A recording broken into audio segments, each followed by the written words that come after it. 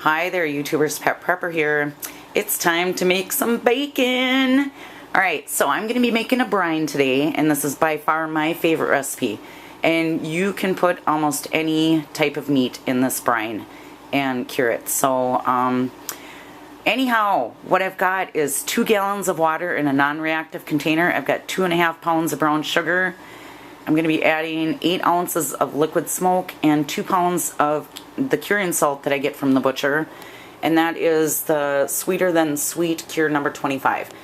I also get the liquid smoke from the butcher because it's a lot cheaper that way than getting those little tiny bottles. You can find this curing salt online a lot cheaper than I get it from the butcher, but I like things to happen like right now, so I like to go pick it up and bring it home and get a cooking.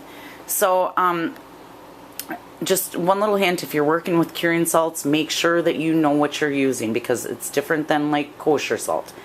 You really need to do a lot of research or get an exact recipe from somebody that knows what they're doing, because you don't want to be using too much of this stuff. Anyhow, what I'm going to do is mix all this together and put the meat in, and I'll show you how I go about doing that.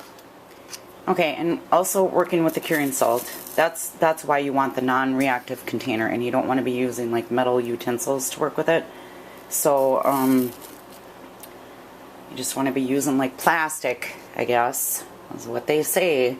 So I'm going to be measuring out 2 pounds of this and mixing it in with the water, and I'll be back. Okay, so there's a couple different ways that you can get the brown sugar to dissolve.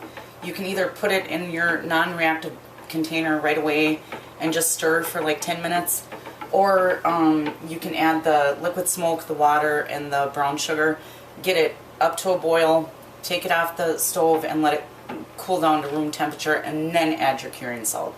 You don't want to be adding your curing salt while the liquid is still hot. But it takes about 2 hours or so to cool it down. So I just find that this is just quicker and easier to mix it in this way. Now, if you're going to be using other recipes, they may insist that you do it on the stove and let it cool down. But this doesn't have anything in it that I need to worry about, so I can just put this right into the cold recipe and stir it.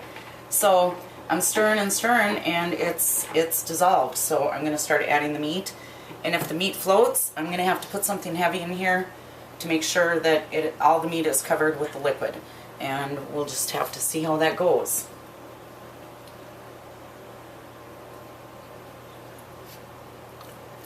Another good thing, little tip, is to use rubber gloves when you're working with this curing salt, because if that smell gets on your hands, it's not very pleasant. So yeah, I forgot to do that before. Okay, so the meat did float, and what I've got to do is put something in here to be able to keep this meat underneath the liquid. And so what I'm going to be using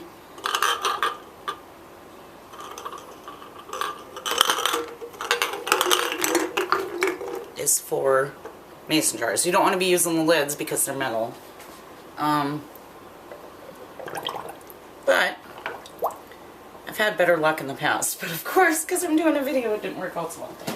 All the meat is covered, and I'm going to put the lid on and put this in the fridge and flip it every day for about 4 days. I maybe already said that, but I don't remember where I'm at in this point of the video. So anyhow, that's how I make belly fat into bacon. Woohoo!